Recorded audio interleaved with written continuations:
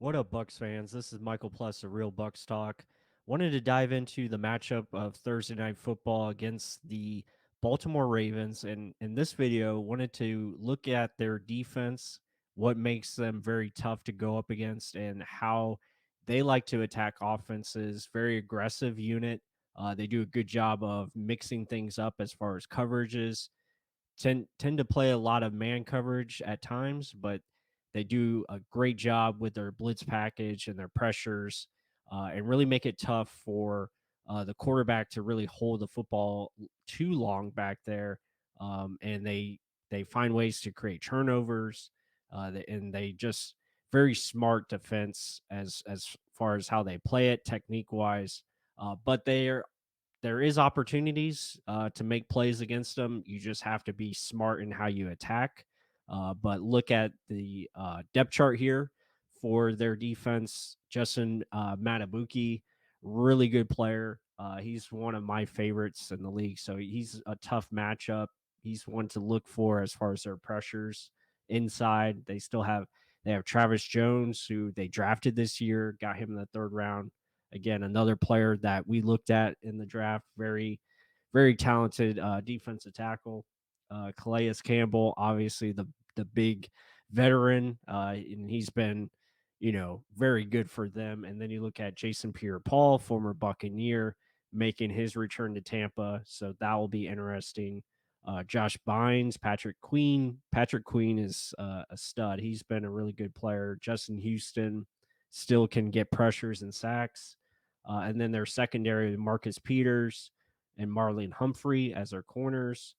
They have Chuck Clark and Geno Stone as their safeties. And then some of their other, players, obviously Kyle Hamilton. Marcus Williams is on IR right now.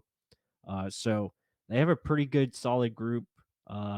Defensively, I forgot about Odafe Owe. He's a pass rusher that you have to be aware of and how he attacks. Again, speed rusher, so he's a force. And then their special teams is solid too. But let's take a look. We'll dive into their defense and how they attack offenses, and yeah, it should be fun. So with that said, let's dive into the tape. All right, guys. So here we are. You see Baltimore's defense here.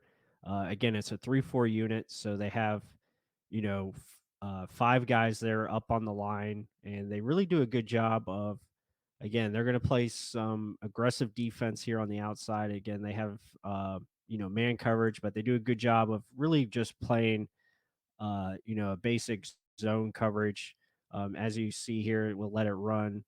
Um, and again, they drop back their linebackers. Again, they're just going back into their zones. The corners are taking the deep halves. You have the one safety back there taking away the deep middle, as you see there. Again, corners are playing the boundaries. And again, just got pretty much everything covered. But there's one area where you can attack, and that's the middle of the field here, as you see. And again, it's a good concept here by Cleveland. Having the running back running a curl in brings this guy up. And as you let it run here, again, a nice throw there by Jacoby Brissett. Again, just finding the holes in the defense. You see the throwing lane, but again, good push here by Baltimore's defense, getting pressure in the face. So they do a good job of winning with four. And as you see there, they only rush four, so they drop guys back. But you have opportunities here in the middle of the field. If you run it right and play it right, you can get good opportunities for good size gains and get first downs. And as you see there, again, a good play there. And then here, understanding their pressure package, they do a good job of disguising here. Now, again, they're going to rush guys from everywhere. They're bringing guys off the edge. But as you let it play, and the Bucks offense are going to have to know this, like to have their hot routes, their hot options to get the ball quickly out of Brady's hands. And again, the Browns do a good job here. As you see there, they rush. They have their four. They rush five. And then they have one guy dropping back. Again, man coverage here on the outside, really just kind of mixing it up, match up man and zone with the two safeties back. And again, you have opportunities here to get the underneath option. And again, a good job of finding Njoku there, and you have opportunity for a big play because again they're aggressive with their safety looks. Let's run that again as you see it.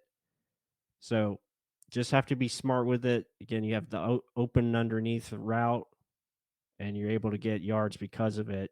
So just reading when they're coming with their pressures, and then here, good job of understanding. Again, you have you know two tight ends set here, and they do a good job. Now, again, it's a heavier box. You got, um, let's see, five, yeah, so 8 men in the box, and do a good job of play action. This good protection. So all those guys come in, and they do a good job of a combo route here with Njoku and Amari Cooper, and it's a good read. And you'll see here just understanding how to attack their coverage. So basically, you're running two guys at one, and really makes that safety. Where's he going to go? He's already out of position. He should probably be more over here, but he's got to respect Njoku if he comes this way. So it really makes it tough. So again, it's a good route concept.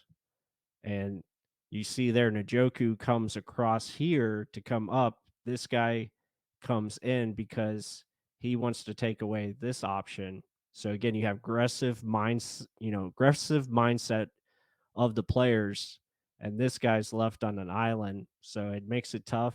Good read here by Jacoby, and he puts it on the money to Amari Cooper for a big gain. So there's opportunities to be had.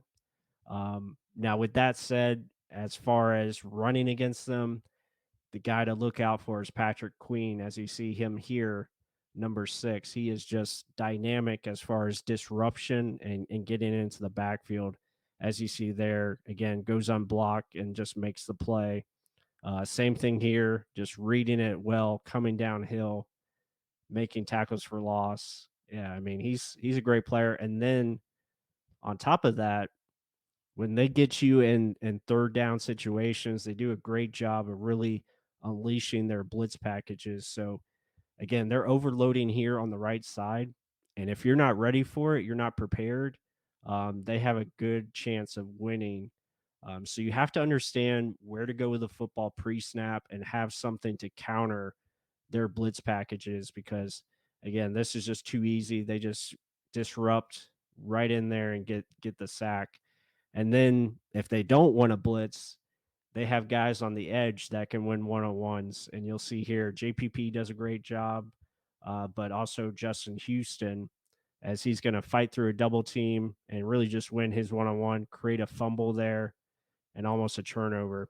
And then on top of that, you have to deal with Calais Campbell here, who's just a force in nature. And it's tough. I mean, he beats his man, and they're going to cause a fumble here, get the recovery, and that's just, I mean, that's just really good stuff there. Again, winning their one on one, so they're a tough group to pass protect against. They really know how to get after it, and do a good job of forcing you into situations that you don't want to be in. So the Bucs are going to have to be on their game. They're going to have to be smart because you don't want this to happen and turnovers.